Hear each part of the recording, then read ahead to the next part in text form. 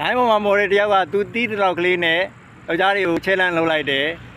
သူ့ပုံစံကဗရမ ्या နဲ့ကက်ကဲဗရမ ्या လည်းဆွဲမော်ရတယောက်ကကြားတွေကိုဒေဖဲလိုက်တယ်တဲ့ဘယ်ကြားဥပုသ္တိလဆောင်းလို့လဲတဲ့ကြားဆိုရင်စားမှာပဲတဲ့အော်မိမရောနော်တစ်ဖက်တည်းမပြောဘဲနဲ့ယောက်ျားဖြစ်မိမဖြစ်လို့ပြောတတ်ရတယ်ဓမ္မနီးလန်းကြကြပြောတတ်ရတယ်ဥပုသ္တိလဆိုတာဟိုငါမေသူမိစ္ဆာစားတဲ့နေရာမှာအပြမစရိယပါတယ်ပြီးတော့ဝိကလဘောဇနာနိစ္စဂိရဝါရိတာဥစ္စာတေနာမာတေနာစသည်အဖြစ်ကိုဝါတိလာဆယ်ပါးတိလာသွားမယ်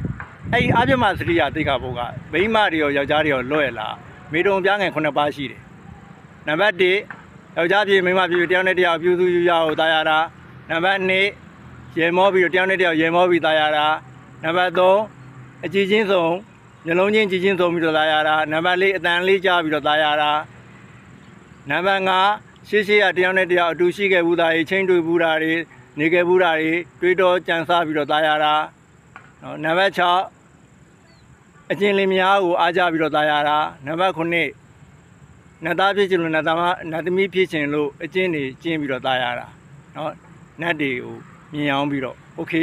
အဲ့ဒီမေတုံပြားငယ်9ပါးမိမိတို့လွတ်ရလားဖះဟောတာရှိတယ်နော်အမျိုးသမီးဆိုလို့ရှိရင်ကာမအရာမှာတဲ့ကာမဂုဏ်အရာမှာမျက်စိနာနာလျှာကိုယ်ကခံစားတဲ့ကာမဂုဏ်အရာမှာယောက်ျားတွေရှစ်သသားတယ်တဲ့အဲ့လိုတရားနိလန်းကြကြဖះဟောသိပြီးတော့မိမိသူတစ်ပါးမထိခိုက်အောင်ပြောနိုင်ဆိုနိုင်ရတယ်ပြောတတ်ဆိုတတ်ရတယ်တစ်ဖက်သက်ကြားတွေကြီးတဲ့သွားပုတ်ခတ်လို့မရဘူးမားတွေလည်းလွတ်ရလားအဲ့လိုပြောတတ်မှာနော်မေတုံပြားငယ်9ပါးလွတ်ရလားမလို့ဖက်နဲ့နော်ဥပုသ်ဆောင်ရလားလို့ကြားတွေသွားပြီးတဲချဲလန့်စင်ခေါ်တာမှန်ရလားအားလုံးသိနိုင်ကြပါလေရှောင်နိုင်ကြပါစေတစ်ဖက်သက်ပြောခြင်းမှလုကင်းပါစေโอเค